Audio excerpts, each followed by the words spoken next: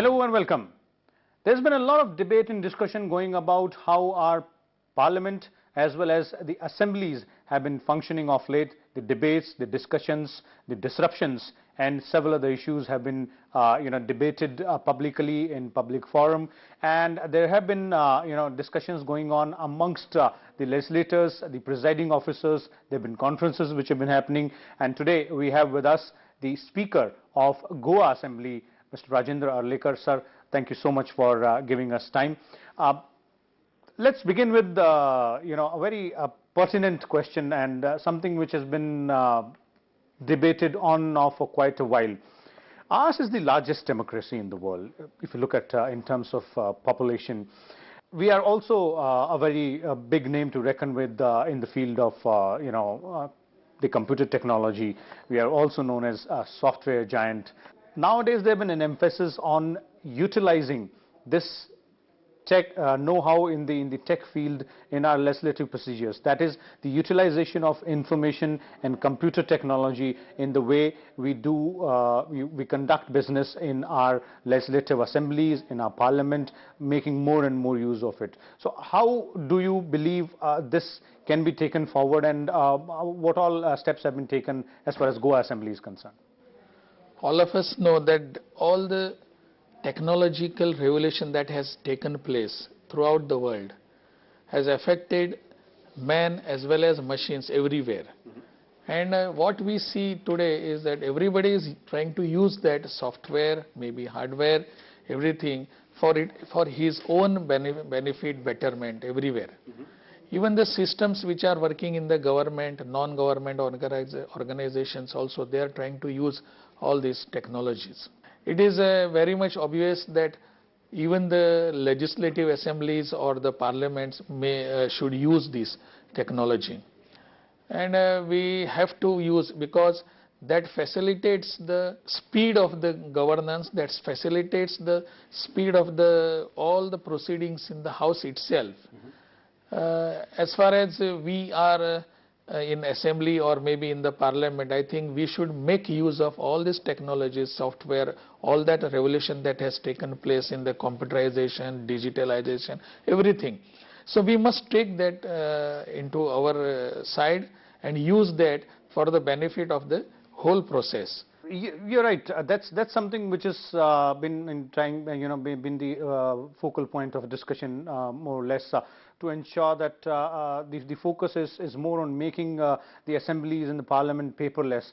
But one impediment is that the legislators, that's the members of legislative assemblies or the members of parliament, are yet to be familiar with this technology know-how.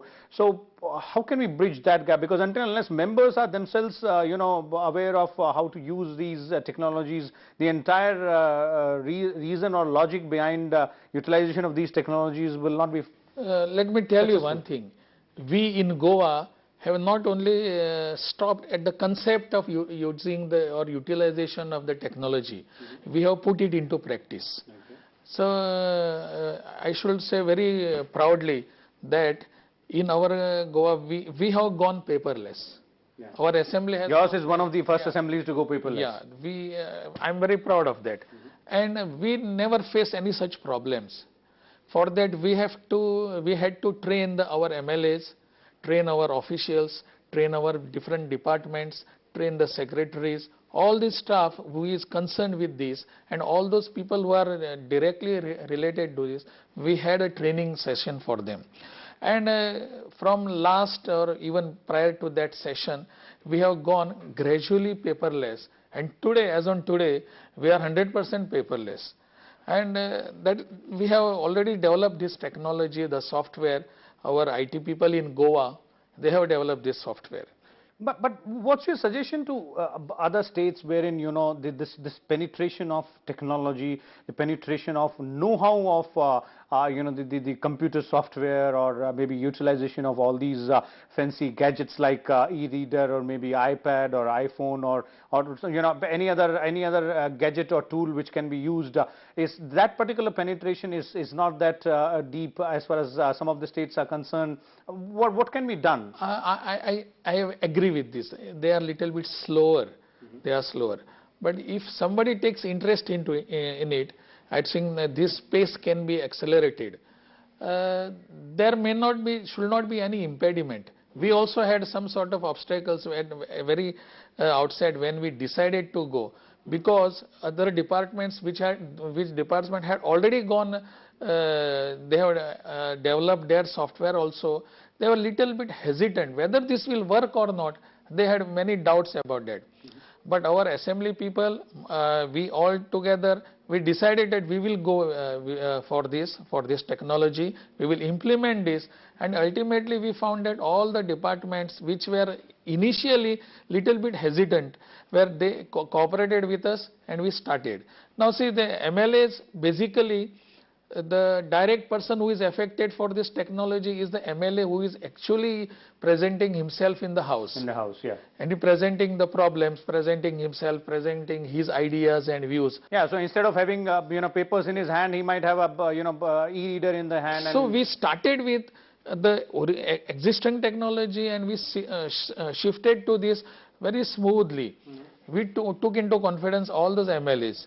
We sat with them, ask them what could be the problems, what should be the answer to it. All these things were answered, consulted with the MLAs. And once they were satisfied with this, then we went ahead. Then the very first question comes, how the MLA will be handling this. We have provided all our MLAs with laptops. And we are allowing them to bring their laptops in the house. This is probably, I do not think it is anywhere else in our country. But we are allowing them laptops as well as iPads or tablets. Also, we have got Wi-Fi connectivity in the house itself. We have got even direct connectivity to the laptops. Each desk has been provided with this. And they ask the question online. We, on our part, we give them answers. The answers are mandatory to be sent at least 2 or 3 days earlier before it comes in the house. So before 2 or 3 days, we send them answers online. They bring their laptops, they study over it, and they come prepared for this. In the house itself, they bring their laptops, and they accordingly they answer the questions. The major portion, in fact, of saving the paper, going paperless, saving the paper is answers which we were getting from the departments. There were bulks of papers, very big bundles of the papers for even each one question.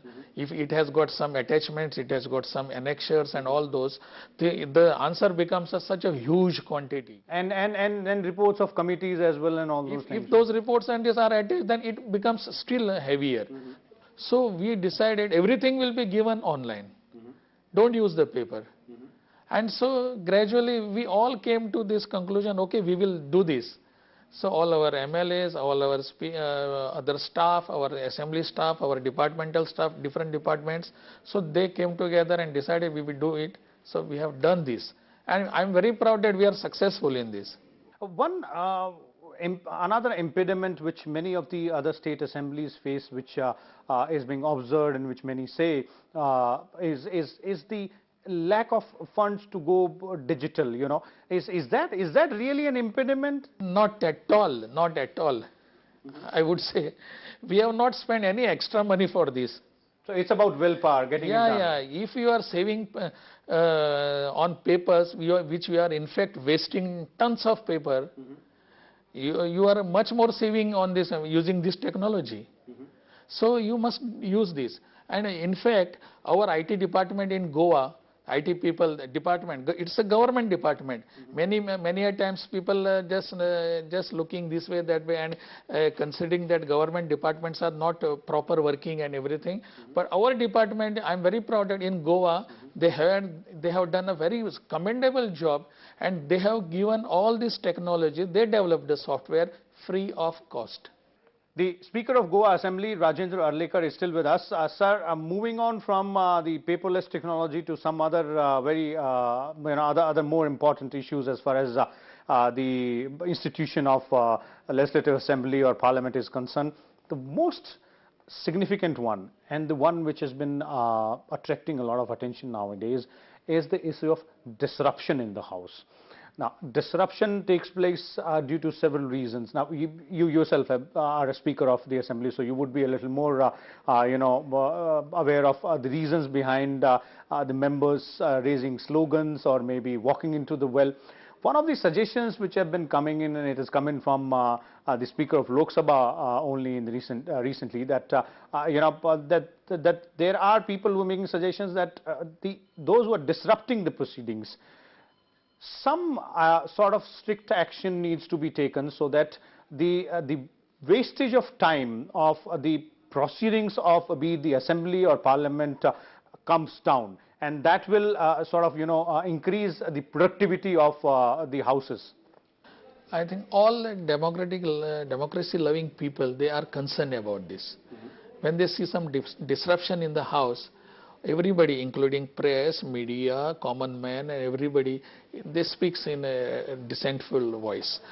So something has to be done. Many a times what happens, it is my personal experience within the house and outside the house also, that the dissent of the opposition party or dissent of any member is not a principled one. Many a times, there are many certain occasions when on the principal issues they have taken some good stand and they have been opposing that stand, everything that comes very rarely. But otherwise, I do not find any substance in just opposing and coming out with a dissension. I understand if you stand at your place and say I have dissent and you put forth your point very nicely, everybody listens to it. But when you come out of your seat and walks into the well, it makes no sense for anybody. As you said, it is a wastage of money. Not only wastage of money, it is a wastage of time also. And not only time of that particular person, or the whole assembly, all those people who are sitting there, they have their precious time, and that is the reason why they are there. And we are wasting that particular person or that a group of persons, they waste the time of others also. And that I would say in turn it is a wastage of time of our nation, of our country. So that should be tackled with in a different way. What's the different way? Because you're the Speaker of one of the assemblies in this country. The Constitution gives certain powers to the speakers, be it the Assembly or the Lok Sabha, to deal with certain such situations. I would put it like this. See, the Speaker, he is sitting there to conduct a business and not to close it. He has to carry on the business. He is made Speaker only to make this business and not to close down the business. So keeping this in mind, he has to tackle them. There are many options available for the Speaker. He has to, if he sounds or he smells that something is going to happen, many times if a sensible person understands that. So he has to take the persons who are supposed to do something into confidence, talk to them. Your issues can be resolved, can be solved amicably. You can talk to me as a Speaker. I will resolve it. So take proactive measures. Yes, definitely. You have to take initiative and do it. Not waiting for them to come to you. That is, you have to do. That is what I feel. And I do many a times this. And that is the reason why in Goa Assembly you find there are many things are going smoothly compared to other state assemblies in our country. But it mostly depends upon the Speaker. Many times the things go out of control. There are other things also available. You have to wait for sometimes. In our assembly also, not that this situation has not come. If there was one time a situation where they wanted that I should stop the assembly, I should adjourn the house and everything. I did not do that. I said, okay, for 2 or 5 minutes, I just adjourn them, call them. I sat with them, discuss with them. the things moved very smoothly. What about, this is about being proactive. Yes, definitely this would help. But then there are other, measures of recourse being, given to the speaker, such as if at all the situation persists, take strong action, take strict action, maybe suspend the member if at all required. See, the suspension of a member is not in the interest of anybody.